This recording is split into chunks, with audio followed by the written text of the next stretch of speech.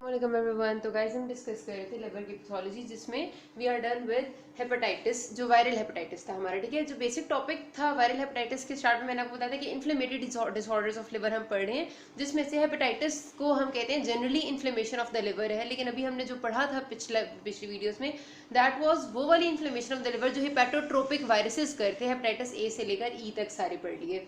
ये वाली वीडियो में सबसे मैंने क्विक सा ओवरव्यू देना है सिर्फ लिवर की इन्फ्लेमेशन, उसके अलावा किस किस जगह पर हो रही है। ठीक है, कि और कहाँ कहाँ हेपेटाइटिस हो रहा है। तो एक हमारे पास ये बैक्टीरियल, पैरासिटिक और हेलमिंथिक इन्फेक्शंस की वजह से हो सकता है, ऑटो इम्यून हेपेटाइटिस हो सकता है, and drug induced liver injury. इस टॉपिक में से और कोई बात इंपॉर्टेंट नहीं है, सिर्फ 2-4 एमसीक्यूज आते होते हैं, इस वजह से I had to do it. और हम जैसे इसमें से सिर्फ मैं आपको वही 4-5 बातें बताऊंगी ताकि आपका मिस ना हो जाए कुछ। ठीक है, सो लिवर इन्फ्लेमेशन में हम बात कर रहे हैं कि bacterial infection, parasitic infection and helminths और ऑल्सो पैरासाइट्स, तो ये आपके डेफिनेटली ये inflammation in the liver cause कर सकते हैं। 4 रूट्स हैं जिससे इनमें से कोई भी इन्फेक्शन हो सकता है। या तो आपको पता है कि गट में सपोज आपके लिवर से के यहाँ पर गॉल ब्लैडर है और गॉल ब्लैडर से बाइल जाके ड्रेन होती है इनटू योर ड्यूडेनम। ठीक है, ड्यूडेनम में जाती है। अगर आपकी बाइल डक्ट की कहीं भी ऑब्स्ट्रक्शन आएगी तो आपका बाइल पूरी तरह नहीं जा सकेगी और बाइल यहाँ पर रुक जाएगी, स्टेसिस ऑफ बाइल होगी।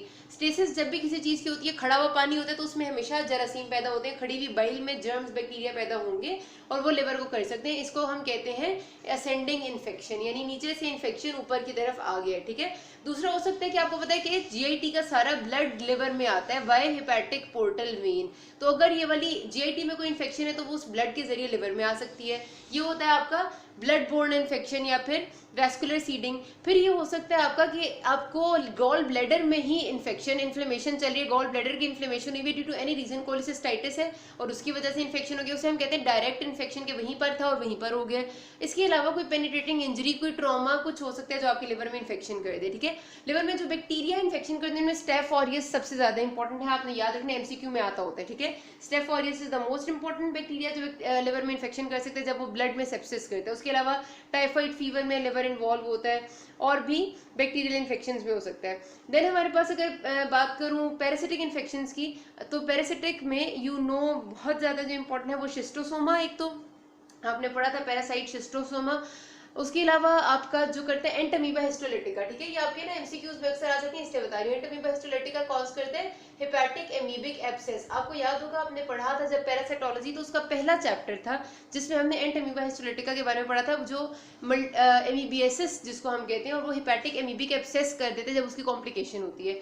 इसी तरह जब हमारा उससे अगला चैप्टर था जिसमें हमने ब्लड एंड टिश्यू प्रोटोजोआ पढ़े थे, माइक्रोबायोलॉजी की बात कर रही हूँ, तो उसमें हमने 3 तरह के फ्लूक्स पढ़े थे, lung flukes, blood flukes and liver flukes. ठीक है, तो इसमें हमारे पास जो लिवर फ्लूक्स हैं, ये हमने कहा था कि इतने डेंजरस होते हैं कि ये आपका लिवर कैंसर भी कॉज कर सकते हैं। ठीक है, तो ये आपके लिवर को इन्फेक्ट करने में बहुत मेजर होते हैं।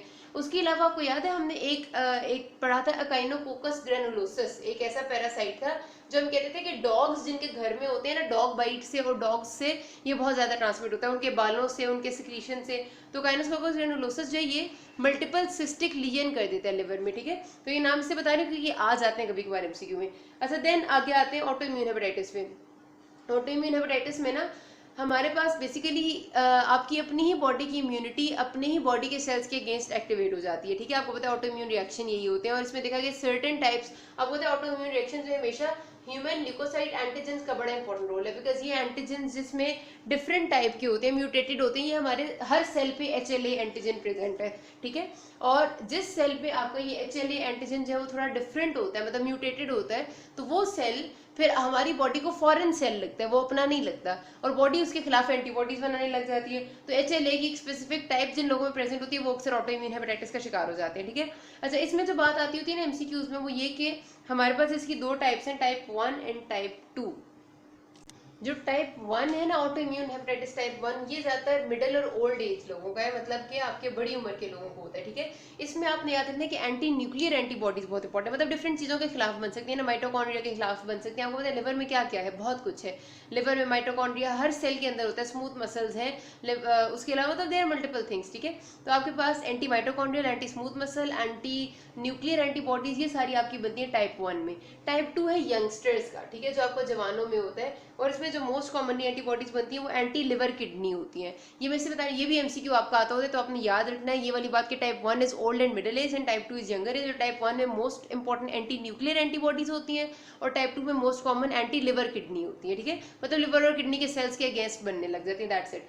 फिर है ड्रग एंड टॉक्सिन। अच्छा हाँ, एक और इस ऑटोइम्यून हेपेटाइटिस में जो बहुत इंपॉर्टेंट बात है मॉर्फोलॉजी से रिलेटेड है, इसकी जो मॉर्फोलॉजी की अगर बात करें तो नॉर्मल जो हेपेटाइटिस था ना, अभी जो हमने पढ़ा है हेपेटोट्रोपिक वायरसेस वाला यानी नॉर्मल वायरल हेपेटाइटिस, बिल्कुल उस जैसी मॉर्फोलॉजी होती है, लेकिन एक बड़ा मेजर डिफरेंस है इसमें। उस वायरस में हमने कहा था कि जब क्रॉनिक इन्फेक्शन होगा, हमने कहा था वायरल हेपेटाइटिस में, तो वो स्लो प्रोग्रेसिव होगा और एक टाइम के बाद ना फाइब्रोसिस और स्कारिंग कर देगा। ये हमने बात की थी ना कि क्रॉनिक इन्फेक्शन में यही होता है। लेकिन ऑटो इम्यून हेपेटाइटिस ऐसी अजीब चीज है कि ये इतना सिवियर इन्फेक्शन करता है कि फटाफट ये बहुत शदीद किस्म का नेक्रोसिस और इन्फ्लेमेशन करता है और फटाफट स्कारिंग करता है, तो इसकी बहुत रेडिली स्कारिंग और फाइब्रोसिस होती है। तो ये बात याद रखनी, ये भी एमसीक्यू वाइवा की बात है।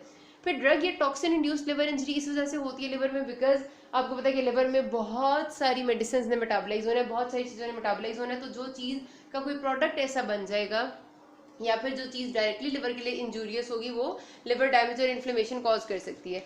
आपको याद है अपनी फार्माकोलॉजी में आपने एक डेफिनेशन पढ़ी थी जो थी इडियोसिंक्रेसी की।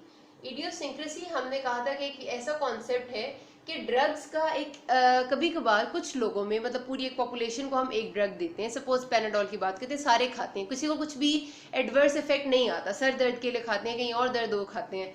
कुछ स्पेसिफिक लोगों में अगर वो 2-4 लोगों में पूरी, सपोज के किसी एक शहर में इस्लामाबाद के पूरे इस्लामाबाद में से 4 लोगों में पैराडोल की वजह से अगर सपोज कोई बहुत ही एडवर्स किस्म का इफेक्ट आता है, उन्हें बहुत शदीद वॉमिटिंग लग जाती है, कुछ हो जाता है नॉर्मल डोज पे, तो उसे हम कहते हैं इडियोसिंक्रेटिक रिएक्शन, कि एबनॉर्मल रिएक्शन किसी दवाई के से जो कुछ लोगों में होता है, बिकॉज उनके जेनेटिक मेकअप कुछ ऐसा है कि उनको वो दवाई असर नहीं, सूट नहीं करती, ठीक है, तो इसको हम इडियोसिंक्रेटिक रिएक्शन कहते हैं, बिकॉज वो सारी पॉपुलेशन को कुछ नहीं हो रहा उससे, लेकिन सिर्फ कुछ दिन गिने चुने 2-4 लोग हैं जिन्हें मसला होता है। तो हमारे पास जो ड्रग इंड्यूस्ड लिवर इंजरीज है ना, जो टॉक्सिन्स या ड्रग्स से होती हैं, वो भी 2 तरह की होती है। एक होती है जो प्रिडिक्टेबल टॉक्सिसिटी है कि यार हमें पता है, सपोज हमें पता है कि हम जब किसी पेशेंट को एंटी एपिलेप्टिक देंगे तो हो सकता है उसके लिवर में प्रॉब्लम आए, ठीक है, लेकिन अब हमें ये भी पता है कि हम किसी को पैनाडोल देंगे तो उसके लिवर में कोई प्रॉब्लम नहीं आती, मतलब एक गोली पैनाडोल की अगर वो खा रहा है एक टाइम, दिन के किसी एक टाइम में या दिन में एक खा रहा है, तो उससे उसके लिवर इंजरी नहीं होती। लेकिन अगर किसी की हो जाती है तो वो इडियोसिंक्रेसी है, ठीक है, इडियोसिंक्रेटिक रिएक्शन है। तो 2 तरह के रिएक्शंस होते हैं लिवर में, एक प्रिडिक्टेबल, एक अनप्रिडिक्टेबल या इडियोसिंक्रेटिक। और इसके एग्जांपल में जो प्रिडिक्टेबल है उसमें यू हैव ये वाला आपका एसिटामिनोफेन है। एसिटामिनोफेन से सबको पता है कि अगर इसकी ओवरडोज हो जाती है तो लिवर इन्फ्लेमेशन होती है। ओवरडोज से मुराद है 20 गोलियां एट अ टाइम खाने से ज़्यादा, मतलब ऐसे उससे कम वाली ओवरडोज नहीं होती, ठीक है। अच्छा, उसके बाद आपका ये तो है प्रिडिक्टेबल टॉक्सिसिटी, हमें पता है कि होती है। और एक अनप्रिडिक्टेबल टॉक्सिसिटी की एग्जांपल है, सपोज यही वाली जो इडियोसिंक्रेटिक रिएक्शंस हैं क्लोरप्रोमेजीन के साथ हो सकते हैं, मतलब ये भी लोगों में इडियोसिंक्रेसी करती है, और बहुत सारी ऐसी ड्रग्स हैं। बताने का मकसद ये था कि इडियोसिंक्रेसी का पता होना चाहिए, आपसे वाइवा में पूछ सकते हैं। यहाँ पर ये कहानी खत्म होती है, अगली वीडियो में हम स्टार्ट करेंगे alcoholic and non alcoholic fatty liver diseases, जो बहुत ज़्यादा इंपॉर्टेंट है। कोई मसला अभी तक किसी को हो, you can ask me. Thank you.